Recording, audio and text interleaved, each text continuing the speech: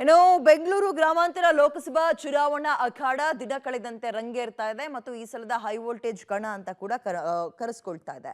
ಬೆಂಗಳೂರು ಗ್ರಾಮಾಂತರ ಕ್ಷೇತ್ರದ ಮೈತ್ರಿ ಬಿಜೆಪಿ ಅಭ್ಯರ್ಥಿ ಡಾಕ್ಟರ್ ಸಿಎನ್ ಮಂಜುನಾಥ್ ಪರವಾಗಿ ಮಾಜಿ ಮುಖ್ಯಮಂತ್ರಿ ಎಚ್.ಡಿ.ಕೆ ಅಬ್ಬರದ ಪ್ರಚಾರ ಮಾಡಿದ್ರು. ನಗರದ ರಾಜರಾಜೇಶ್ವರಿ ನಗರದ ಕೊಟ್ಟಿಗೆಪಾಳ್ಯ ಲಗ್ಗೆರೆಯಲ್ಲಿ ಮತಯಾಚನೆ ನಡೆಸಿದ್ದು, ಈ ವೇಳೆ ಮಾತಾಡಿದ ಮಾಜಿ ಸಿಎಂ ಕುಮಾರಸ್ವಾಮಿ, ಇಡೀ ವಿಶ್ವದಲ್ಲಿ ಜಯದೇವ ಆಸ್ಪತ್ರೆ ಹೆಸರಾಗೋಕೆ ಮಂಜುನಾಥ್ ಅವರ ಶ್ರಮ ಸಿಕ್ಕಾಪಟ್ಟೆ ಇದೆ. ಒಬ್ಬ ಹೃದಯವಂತನಿಗೆ ಡಾಕ್ಟರ್ ಮಂಜುನಾಥ್ ಅವರಿಗೆ ಮತ ಕೊಡಿ ಅಂತಂದ್ರು. ಈ ವೇಳೆ ಕಾಂಗ್ರೆಸ್ ಸರ್ಕಾರದ ವಿರುದ್ಧ ಆಸ್ ಯೂಶುವಲ್ ವಾಗ್ದಾಳಿ ಮುಂದುವರಿಸಿದರು.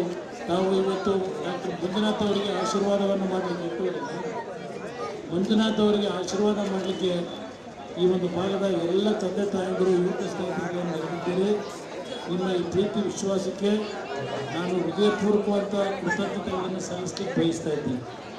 ಮತ್ತು ಅವರ ಗುರುತಾಗಿರ್ತಕ್ಕಂಥ ಕಮಲದ ಗುರುತು ಈ ಚುನಾವಣೆಯಲ್ಲಿ ಏನೊಂದು ಬಿಜೆಪಿಯ ಮತ್ತು ಜೆಡಿಎಸ್ನ ಅಭ್ಯರ್ಥಿಯಾಗಿ ಚುನಾವಣೆಯಲ್ಲಿ ಸ್ಪರ್ಧೆ ಮಾಡಿದ್ದಾರೆ. ಅವರ ಗುರುತಿಗೆ ಮತವನ್ನು ಕೊಡಬೇಕು ಮತ್ತು ಅವರ ಕ್ರಮಸಂಖ್ಯೆಯನ್ನು ಅಂತಕ್ಕಂಥದ್ದನ್ನು ನಮ್ಮ ಮುಂದೆ ಹೇಳಿಕೆ ಬಂದಿದ್ದೇನೆ.